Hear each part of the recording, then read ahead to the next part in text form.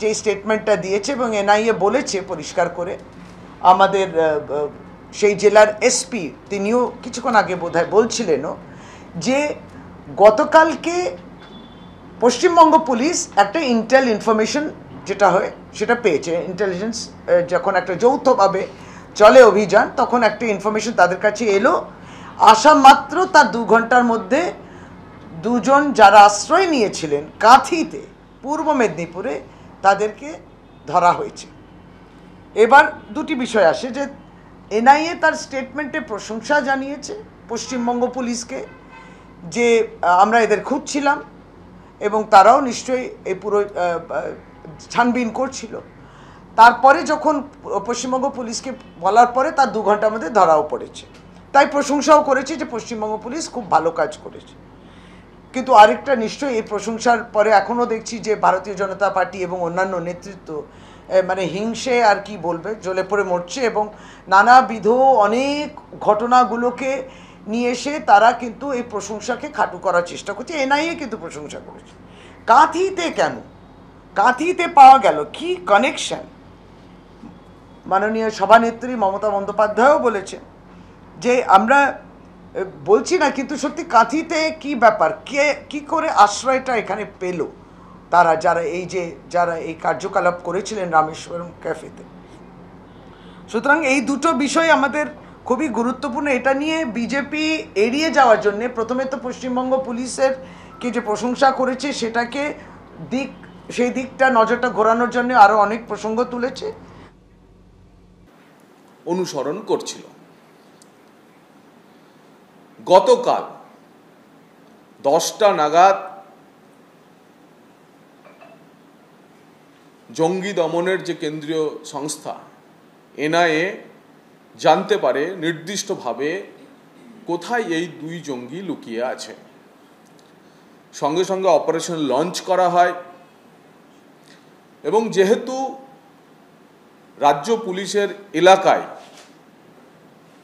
এই ধরনের একটি অপারেশন হচ্ছে, এনআইএর পক্ষ থেকে রাজ্য পুলিশকে আগাম জানিয়ে দেওয়া হয় যেরকম একটি অপারেশন লঞ্চ হচ্ছে এবং তারা সহযোগিতা করুন। রাজ্য পুলিশ, বিশেষ করে পূর্ব মেদিনীপুর জেলা পুলিশ সহযোগিতা করে এবং 2 জঙ্গিকে, খতরনাক জঙ্গিকে এনআইএ এবং জেলা পুলিশের যৌথ অভিযানে গ্রেপ্তার করা হয়। আমরা যেটুকু খবর পাচ্ছি যে কাউন্টার টেররিজম অপারেশনের এই ধরনের ঘটনায় বরাবরই রাজ্য এবং কেন্দ্রের তদন্তকারী সংস্থাগুলি যৌথভাবে কাজ করে। এই ঘটনার ক্ষেত্রেও তল্লাশিতে যাওয়ার সময় এনআইএ জেলা পুলিশের সাহায্য চাইলে রাজ্য পুলিশের এক কর্তার মাধ্যমে সেই সাহায্যের হাত রাজ্য পুলিশ বাড়িয়ে দিয়েছে, সেজন্য রাজ্য পুলিশের ধন্যবাদ প্রাপ্য। কিন্তু একই সঙ্গে কয়েকটি প্রশ্নও রয়েছে। এক, আমরা দেখলাম মুখ্যমন্ত্রী কোন এক সভায় দাবি করেছেন 2 ঘন্টার মধ্যে এমন জঙ্গিদের নাকি তার পুলিশ গ্রেপ্তার করেছে।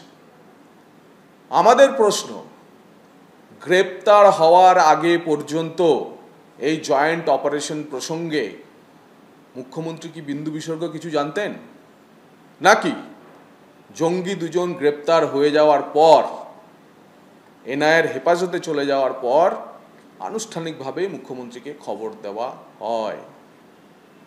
2, এই 2 জঙ্গির ফুটপ্রিন্ট গত মাসে কলকাতাতে পাওয়া যায়। সেই হ্যান্ডলার কে, কেন্দ্রীয় তদন্তকারী সংস্থাগুলি তা জানে।